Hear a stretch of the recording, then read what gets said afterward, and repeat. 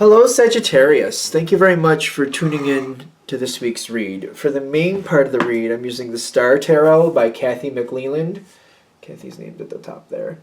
There's a website for Kathy, kathymcleland.com. Feel free to check that out if you'd like to. Supportive Oracle Cards. Wisdom of the Hidden Realms Oracle Cards by Colette Baron Reed. There are some websites on the back here if you want to freeze frame and check those out, but there was her website's on her book, on the back of the guidebook here. So it's on the back. It's a picture of her too if you're interested. Feel free to freeze frame on that and use that if you want to. Okay. Sagittarius. What do we have for Sagittarius?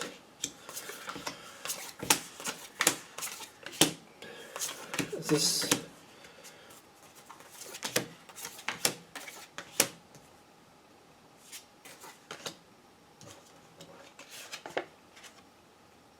something like is a little in question if things are going to go well or not. Let's do a couple of these.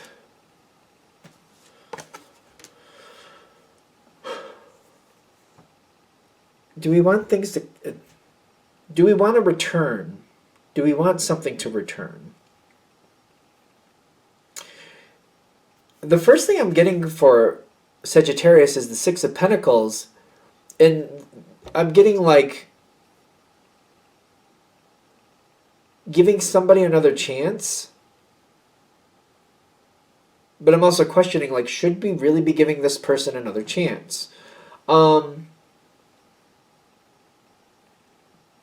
okay with people giving another chance. I get it, but sometimes you have to really look at what they did and how often they do it.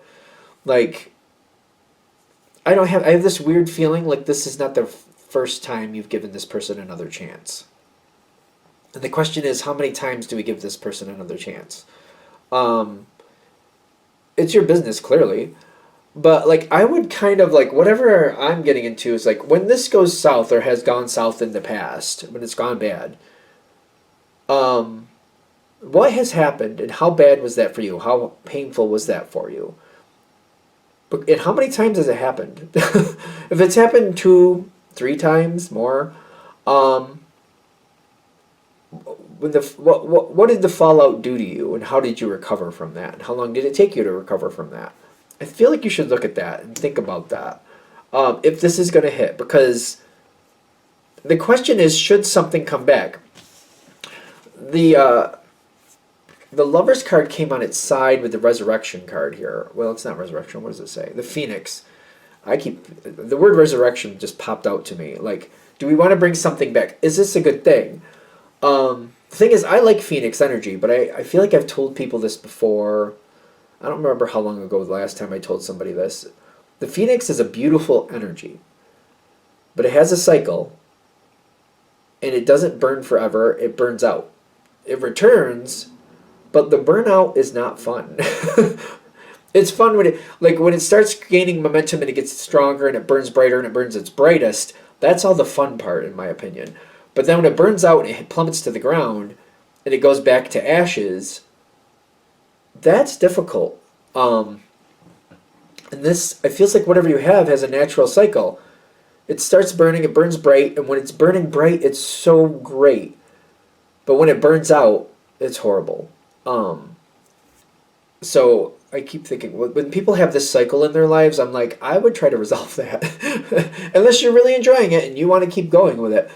This burnout cycle, it's kind of like, it's up to you if you like it. Some people like that energy. Like, they're okay with it. They know it's going to burn out. It's usually not fun when it burns out, though. That's not just like, it's not benign. It's usually quite painful, in my opinion. When I've seen it, it's usually quite painful when the Phoenix burns out. And that's kind of like, when this is coming in again, they're like, yeah, this can be great again if you want that. But if you get to the part where it burns bright, it's going to burn out. It's like, it's going to get great and you're not going to want to leave, and all of a sudden it's going to get, it's gone. Whoever you're dealing with, they want what they want. Can we just kind of, let's do some dice on that. Like, what do we mean they want what they want? They want what they want. The Devil card. They want what they want. They're thinking about what they want. Knight of Fire. And the Star card.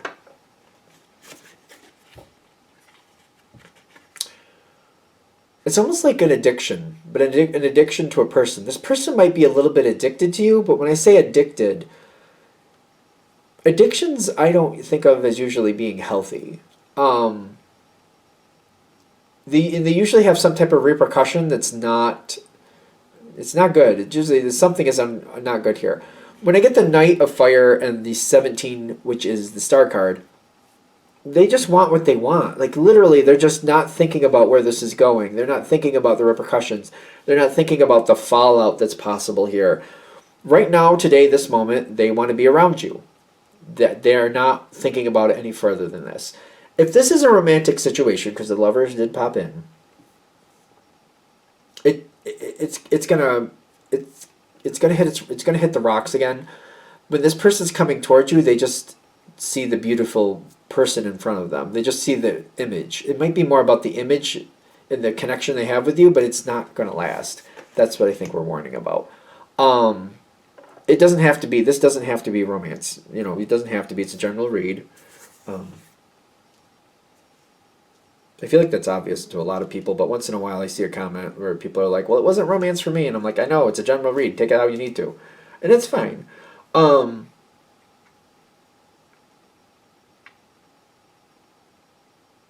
You're trying to do the right thing. You just don't want to give up on something that you're feeling like maybe I should give it another chance. You're trying to think it out. But I feel like it's just, let's just tweak the angle about how you're thinking about this. That's all. How many times has this happened? What happens when the fallout happens? You realize it's going to fall out again. It doesn't seem like this is going to last. You don't have to be a part of this. But the Wheel of Fortune comes and goes in this situation. I feel like it's constantly turning. It could last a year or two. It could last a week or two. This is a general read. Keep that in mind. With the wheel, it's constantly like here. This could last a year or two or a week or two. For some of you, an hour or two. Not for nothing. I mean, you know who you are, and you know how that goes, if that's the way it is. Especially if you look back at the history with this person, you know if that could happen to you or not. Some people, literally, it'll last an hour or two. The next day, you look for them, and they're like nowhere to be found. You know what I mean? This doesn't have to be romance, but whatever this is coming toward you, because some of you, I keep getting this is a friendship. It has nothing to do with sex at all or any physical connection. This is literally a friendship. It's a friendship that just, it's good for when it's good for them. And then when you need something, they're gone. That's what that is. So it's only good when it's good for them, if it's a friendship. Could be other people. And when I say friendship, that can slur into family, because sometimes, you know, we have people in our family, they only show up when they want something. You know, it just happens. Two of Cups on the side. Which, okay, why am I going back to that? If you have family that only shows up when they want something, I'm going to the point where if you want something, do they show up for you? That's the question. Because some people, I know that they're like that. They don't show up unless there's a reason, so they show up when they want something. But if you need something, does that same person show up for you if you ask them to show up? That's kind of the question there. Okay. Two of Cups on its side. I feel like that's what it's asking. Like, if you need them and you ask them to show up, like, I need help with this, can you help me? Do they show up, or do they kind of like, no, I'm not going to show up? And why are they not showing up? That's a good question.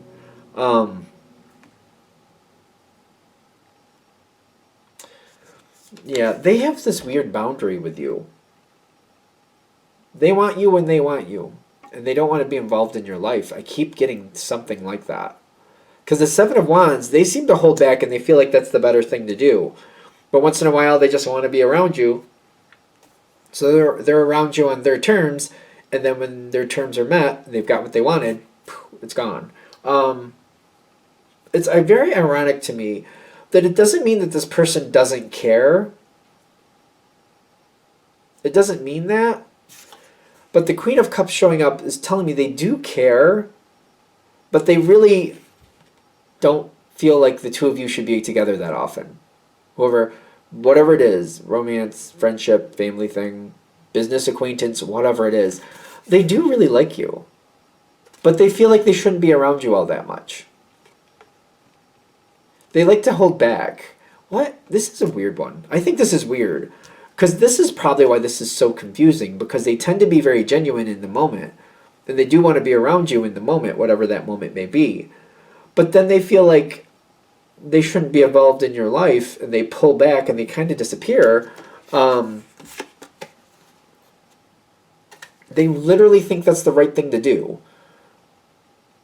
Let you do what you need to do, stay out of your life, go on your own way, and they just kind of, they think they're doing the right thing, whoever it is. They think they're doing the right thing, and I'm not here to say they're wrong. I'm just here to let you know this is what's coming your way, and if this is uncomfortable for you or you don't like this pattern, see it, and just, I feel like if you decide this is just, you don't want to be a part of this anymore, I don't see that as a bad thing. I can see you trying to talk this out, but for some reason I don't see that conversation really going anywhere, which is very interesting because you got the queens. Like, it's more action. The action seems to be stronger than the communication, even though those are both queens. They're equal. I see the action being stronger, definitely.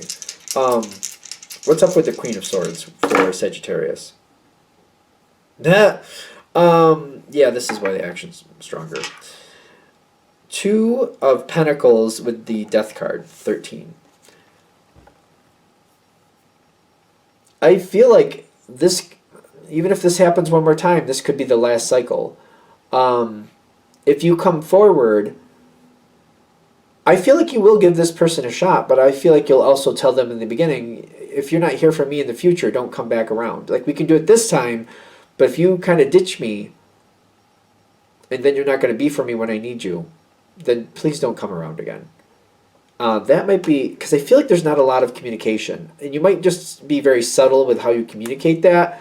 Again, I feel more action with you than communication. I think that's why we're getting the Queen of Swords. It's not a lot of communication, but it might be quite direct. And it may be just in a moment, and you might just say what you need to say, and you'll move on. We're headed towards the final time around here. I'm surprised that you're not. This is kind of interesting because you've got both the King and the Queen of Swords here. I think it's more about being direct, and they're saying that's good. Be direct. You don't have to talk a lot. We don't have to have a 10-day conversation about it. You can take 10 seconds and be like, blah, blah, blah. This is where I stand. This is how it is, and just move on. But I think it's impactful. I think that's why we brought both of these here. It's very impactful and kind of like, I'm not doing this again. I'm letting you know where I stand. I'm going into this with one more chance. But if this fails this time, please don't come towards me again. Please don't approach me again. I don't want to do this again. Because Sagittarius does seem, they try anyway. You guys do try. You got a lot of energy though. You guys get a lot done. So, Queen of Strategy here. I keep saying, I want to say the Queen of Strategy. It says the Chess Queen. I want to say the Queen of Strategy. And the Five of Pentacles. You're not overthinking it. I don't think you're going to overthink it. You're just going to... I think if you make up your mind and you say your piece, I don't see you overthinking it. I feel like you're just going to work through it. The Five of Pentacles also feels to me like, you know, this is a cycle. But when it falls out, you're going to kind of go onto your own. You're going to think it out. Kind of like, yeah, I kind of knew this was going to happen. And now... It's almost like if you're connected with this person on social media... I've done this before. I don't defriend people or unfriend them or unsubscribe. I'll just remove them from they just don't pop up on my stuff, and I'll also make it so when I put something up, it doesn't show up for them either. That's kind of how I do it. So kind of like I might block messaging with that person so that at some point if they decide they want to contact me, they just can't. Because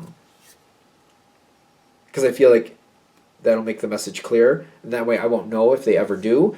And when they do, that's not a problem because they can't contact me anyway. It won't be an issue.